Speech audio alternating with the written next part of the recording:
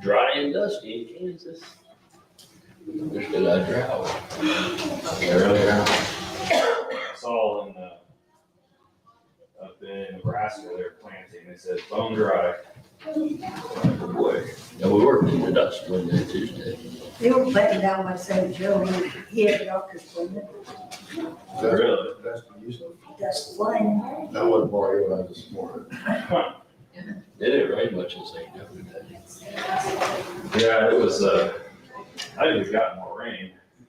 I was spreading fertilizer yesterday and it was throwing dirt, so I guess it was drying out enough just in time to rain again. 1991 and 1992, it was flooding. Yeah, someone told me the other day that, what was it, 88, 89 was a bad drought? You're just worried. I was just born, so I don't remember that. Yeah. They said it was like early 88 till middle of 89 before it rained again. That would be bad. All right, well, we are talking about faith. This is our second outline talking about faith, and we're looking at faith. So we talked about different characters. We're in Hebrews chapter 11, and we looked at the first, talked about Abel. Why is it that Abel offered a more excellent sacrifice than Cain? What was significant about that? Because he did specifically as he was told by God. Exactly. As we go through Hebrews chapter 11, we always talk about how it's the faith chapter, which it is, and there is it's a hall of faith. But what is, with every example we've seen, what is coupled with faith? Works, obedience. And so each one of them had faith. Their faith was great, and they were mentioned here because of their works coupled together.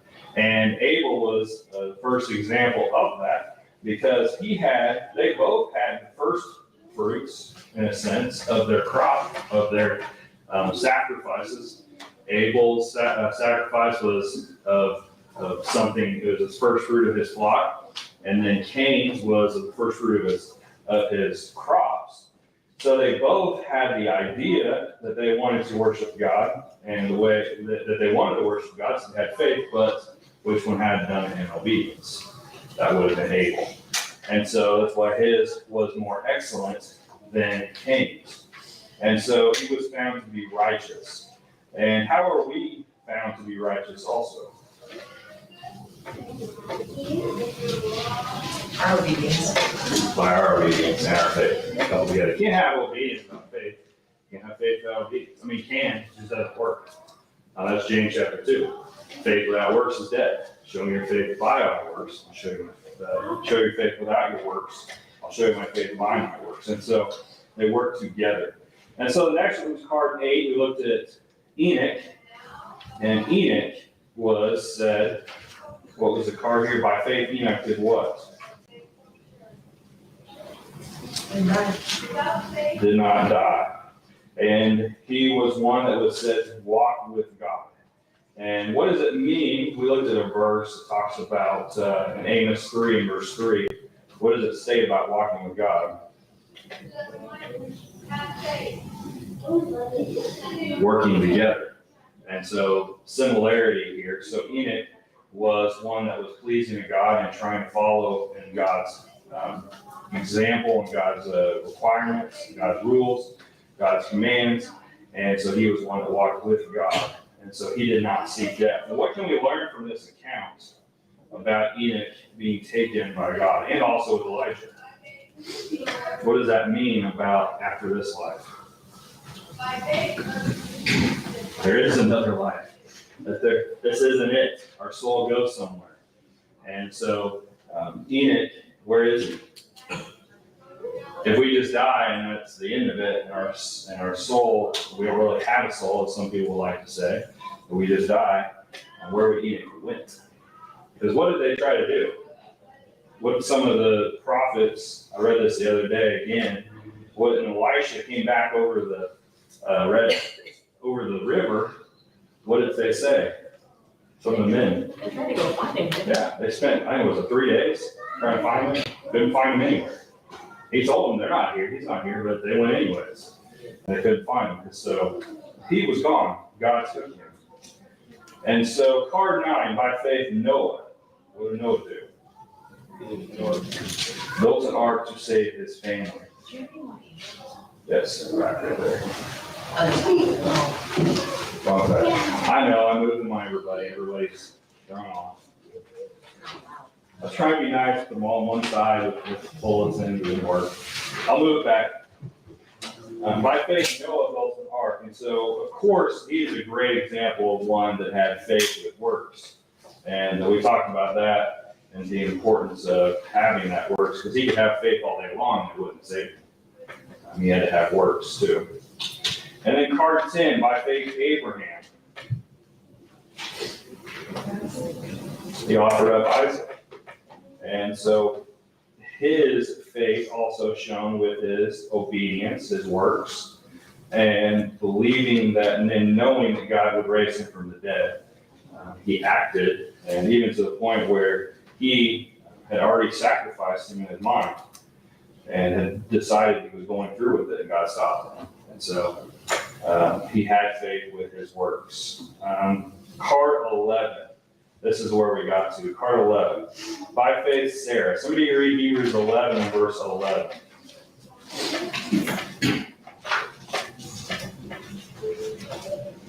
By faith, Sarah herself also received strength to conceive seed, and she bore a child when she was past age, because she judged him faithful who had promised. Okay, so it's interesting. Sometimes we wonder, why did Sarah mention it? Because what did Sarah do when she heard that she was going to have a child? She laughed. She laughed. And Genesis, 18 and verse 12, when she was told of Isaac's coming birth, she laughed. And you look at that and go, well, why would she be mentioned in the Hall of Faith as one that had faith when she laughed when she heard it? Who told Abraham that he was going to, who'd she overhear talking to Abraham? The visitors that were angels. The visitors, which were angels. Notice in Hebrews 11, verse 11, there's a word here used. It states, and by faith, it says, because when she passed the time, child when she was past the age, because she judged him faithful. Who's she talking about? Him. God. That word judge there, it means to esteem, to count, to regard. And so she counted God faithful. She sat down and she thought about it. She thought about God being faithful in what? What did she esteem God be faithful in for? Fulfilling the promise. Exactly, fulfilling his promises. So when she stopped to think about the fact that God has fulfilled all of his promises before, she trusted God would give her a child. And so that's why she's mentioned here, because she counted or she judged God faithful in what he has done. And she had a great faith because of it. She knew God would keep his promise despite all the difficulties. And so how old was Sarah when Isaac was born? 90 years old. That's Genesis 17 and verse 17. She had a great faith, even though we sometimes don't think about her having a great faith because she laughed. But definitely she's mentioned here. And so sometimes we have to do that, don't we? We have to count or judge God faithful, think about it. When you think of the word judge, this word, it has the root of being legal in the sense of authority, a leader. And so she had to sit down and think about what God has done. And sometimes we have to do that, right? To think about our faith growing, think about what God has done, fulfilling promises to us. And not only that, but promises throughout the Old Testament. That's Romans 15, verse 4. And when we do that, we trust God. So what he says he's going to do, we will see. All right, so that's card 12. By faith, Isaac. Let me read Hebrews 11 and verse 20.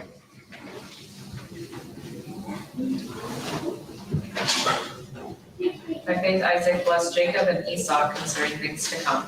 Okay, simple, just short passage. It says, by faith, he blessed Jacob and Esau. The blessings of Jacob and Esau are found in Genesis 27. You can read in your own time. I don't have time tonight to read this, but what happened in this account?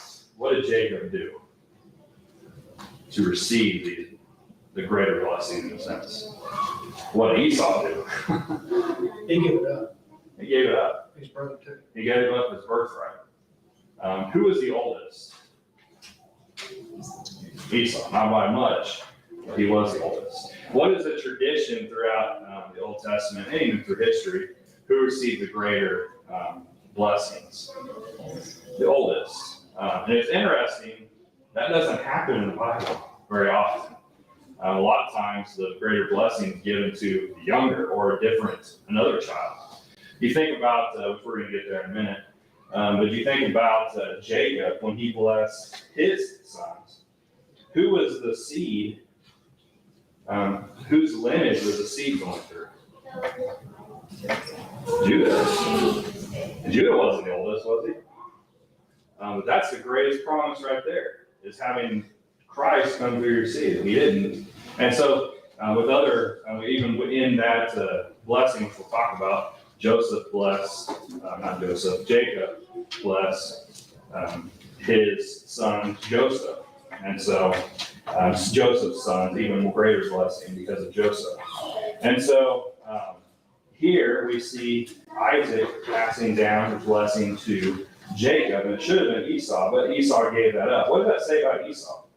Did he really consider his blessing to be extremely important? He didn't value it. He didn't value it. He didn't value that birthright to be that important to him. He gave it up over food. He had to be really hungry to want to give up his birthright. Or just have a really careless attitude. I think that's more like it. He had a careless attitude. He didn't think about the importance of it. And Jacob received that birthright, and then later on, when Isaac was going to bless Esau with the greater blessing, we see that Jacob tricks him and receives that blessing. And so with that, that's not really a part of why we're looking at Isaac's faith, but it's part of the history of what's going on and how Jacob was the one to receive the greater blessing.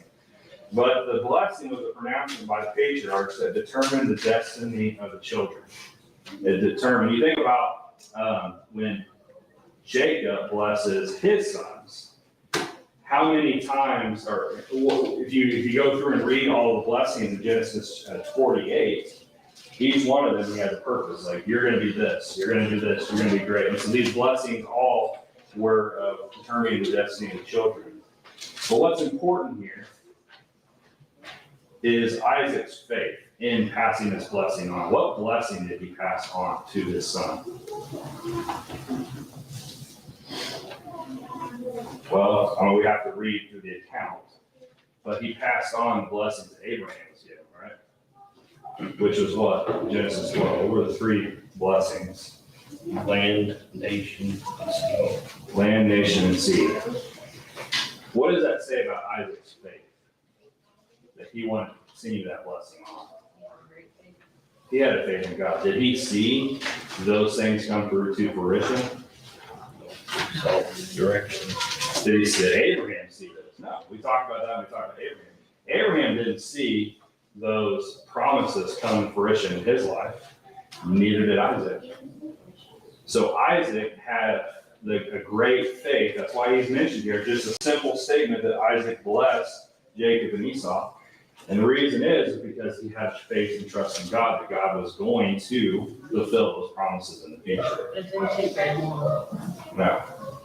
because, we understand that the blessing applied to Christians today, but as far as he ended up with a pretty large family by the time they're in Egyptian bondage. Yeah, they were pretty good size, 70, 72 people, by the time they went into Egypt. But the promise of a great nation didn't happen until they came out of Egypt and entered into Canaan. And so it shows his faith. That's why he mentioned. It showed his faith. And what is faith? What is the basis of faith? Hebrews 11, verse 1. Substance of things. Yeah, evidence of things not seen. I'm not good with them. So we're talking about faith. It's something, it's faith, it's something he had not seen. He did not see those promises, but he had a faith and trust in God, just like Sarah did, and how she judged God faithful, that he was going to fulfill his promises. Isaac had a great faith and passed it on to his sons. And so that's card 12. Card 13, by faith, Jacob. So let me read Hebrews 11:21 now. By faith, Jacob.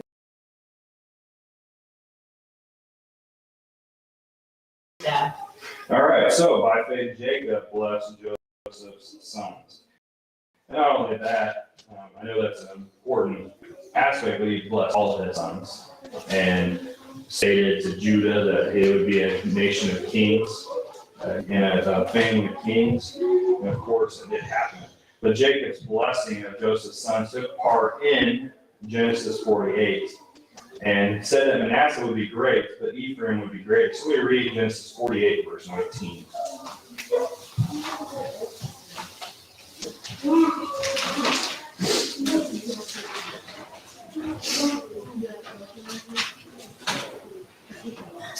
And his father refused and said, I know it, my son, I know it. He also shall become a people, and he also shall be great. But truly his younger brother shall be greater than he, and his seed shall become a multitude of nations. Okay, and so who was older, Manasseh or Ephraim? Manasseh was. But again, Ephraim was given the greater blessing. And it was given, and we do see that when you go into the land of Canaan, you go into the land of Canaan, you have half the tribe of Manasseh on one side, half the tribe of Manasseh on the other side of the river. And then you have Ephraim split up, they're a great nation. And so they were greater, and there was way more people in their family lineage when they went into Canaan than any other group. And so he passed the blessing on to his sons. And what is a part of the blessing of Joseph's sons that Jacob gave him? What was he looking forward to in the future with Joseph's inheritance? Entering Canaan, right? So you have Jacob blessing, or Isaac blessing Jacob and Esau with the three promises given to them, passed down from Abraham. And then you see Jacob blessing Joseph's sons in anticipation that they would enter into Canaan someday and inherit that land that God had promised. So again, faith is seen through Jacob here. All right, card 14. Anybody got any questions, comments? We still have a lot of cards to go through. For card 14, by faith, Joseph. Somebody read Hebrews 11:22. By faith, Joseph, when he was dying, made mention of the departure of the children of Israel and gave instructions concerning his bones. Okay, so notice still what is being passed down from lineage to lineage. The blessing. The blessing. That faith is seen in each one of them in anticipation of them entering the land. And so their faith is mentioned because they continued on that trust in God. And they pass it on to their children, thankfully. From Abraham to Isaac to Jacob to Joseph and so on. And so Joseph's instructions here mention also that his bones was concerning his burial. So we read Genesis 50:22 through 26.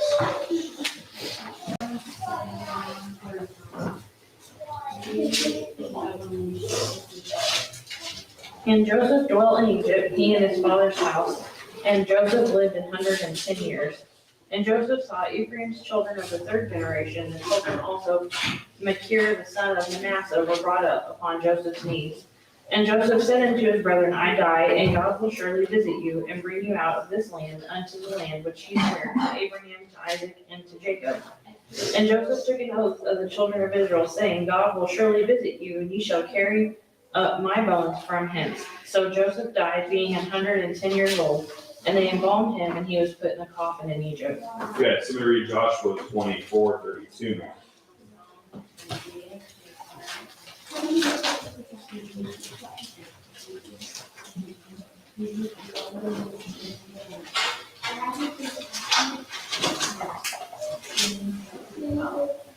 The bones of Joseph, which the children of Israel had brought up out of Egypt, they buried at Shechem in a plot of ground which Jacob had bought from the sons of Hamor, the father of Shechem, for 100 pieces of silver, and which had become inheritance of the children of Joseph. Okay, so Joseph, before he died, stated he wanted his bones taken to the promised land and buried when they entered into that land. So again, he has faith that they are actually going to Canaan, that they're actually going to the promised land. And he even states, take my bones with you. So from the point of Joseph's death to the point where they leave Egypt, it said to be 430 years. Some say it's a little shorter than that, the 430 years started earlier. But either way, 430 years. Then they wandered in the wilderness for how many years? 40 years. And so now that they've entered into, and Joshua 23 is later on in Joshua, this is after they've done a lot of conquesting in Canaan, they buried Joseph's bones. Did you think about that? They carried his bones that whole time to Canaan, but they did fulfill his request that his bones be buried in the promised land. Other than showing his faith, like, he knew they weren't going to be left there, so take my bones. What in the world is the purpose of his bones being moved from one place to the other? Well, his father's bones were buried in the promised land. Right, it doesn't matter where he's buried, like, I don't know. It's just But it weird. shows respect for the person, how their body, there's a lot of things you go through and you study about death and how they treated the body in the time of mourning. Right. It's significant because it shows, I think it shows the hearts of those who are still living. Right, it's just a odd request to me to say. It's just not, other than showing his face, which it did, that he knew they weren't going to stay there. It's just weird.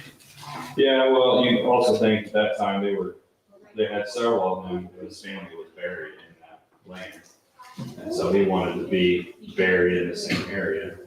And so, but yeah, for showing his faith there again, he knew they would go. He had confidence that God was going to make it. Now, did he have confidence in the people that they were going to do it? No, he had confidence in God that it was going to happen because God was in control. And so that shows his faith. All right, that's card 14. Card 15. By faith, Moses' parents. Somebody read Hebrews 11:23. By faith, Moses, when he was born, was hidden 3 months of his parents, because they saw he was a proper child, and they were not afraid of the king's commandments. All right, so here we're mentioning Moses' parents. They hid him because they had faith. Notice the last part says, and they were not afraid of the king's command. They were not afraid to go against the king's wishes, command that the child would be killed, but they had faith in God that he would take care of Moses. And of course, God did. And so it shows their great faith here. The first 2 chapters of Exodus give the account of hiding Moses as an infant. And their action showed great trust that they had in God. And so they were willing to risk everything to save him. But they had a great faith. And God rewarded their faith, didn't he?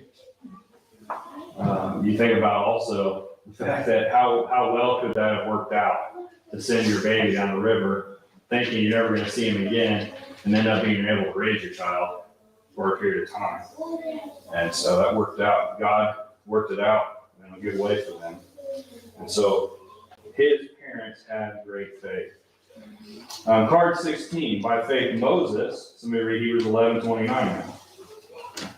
By faith, Moses, when he was come to years, refused to be called the son of Pharaoh's daughter. All right. And so by faith, Moses led Israel, thought the Red Sea. It's supposed to be through. Anybody notice that? Through the Red Sea. And so the events of the Red Sea crossing are found in Exodus 14. did it take great faith to walk through that, to do what Moses did at the Red Sea? You know, if we had time, I'd encourage you to go to Exodus 14 and read that account, because here you have these millions of people complaining. They're looking at, there's probably screaming, a lot going on, because they're seeing the Egyptians come. And Moses had a great enough faith to say, stand still and watch the salvation of the Lord. And that's a great statement by him. And God worked a miracle through Moses to save them. And it took great faith for them to walk through that wall of water too, didn't it? I don't like deep water. And imagine trying.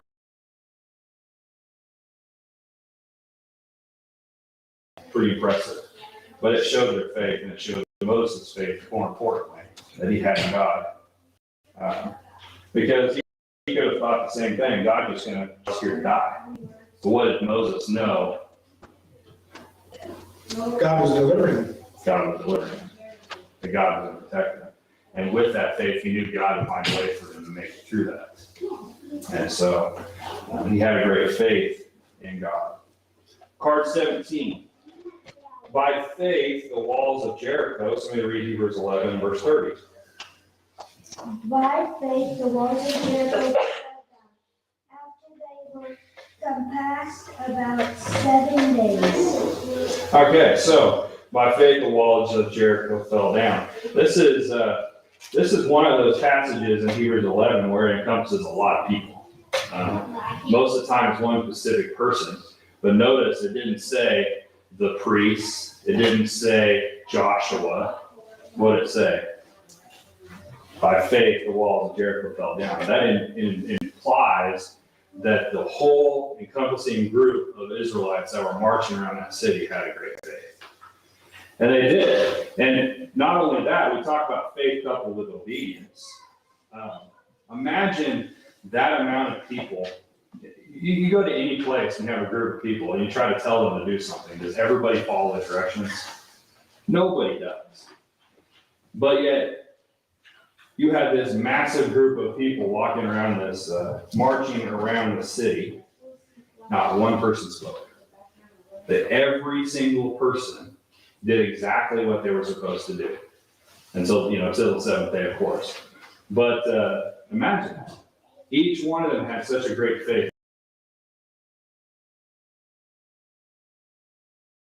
In the directions exactly to the T. And what did God do? Fell outward. God did exactly what he said he was going to do, and Jericho was conquered. And so it's a great display of faith on Joshua's part as a leader, the priests as leading, and more importantly, I think it's a great show of faith on all the people's part there. And so it's an amazing account of what happened there in Joshua chapter 6. And then the last part, we're about out of time. By faith, Rahab. So we read Hebrews 11:31. By faith the harlot Rahab perished not with them that believed not, when she had received the spies with peace. Okay, so faith, Rahab had a great faith. And what's one thing about Rahab that she said in Joshua 2 to the spies? What did she know of Israel, God? Well, they were all afraid because they said their hearts melted within them every time something happened. Yeah, they knew of God. And so think about that. You have a city of people that have all heard the stories and of what had happened, yet you have one person. It doesn't say anything about Rahab's family having that faith. It's just Rahab. Because of her faith, her family was saved because they came in the house with her. But all those people hearing of the great works of God, she was the only one that gained faith from that. And so instead of being afraid like them and not listening, she helped them and she was saved. And not only that, what did she end up becoming? She ended up becoming a part of the line of Christ. Pretty impressive. And so she had a great faith. And if somebody read, we'll close out with this, James 2 and verse 25.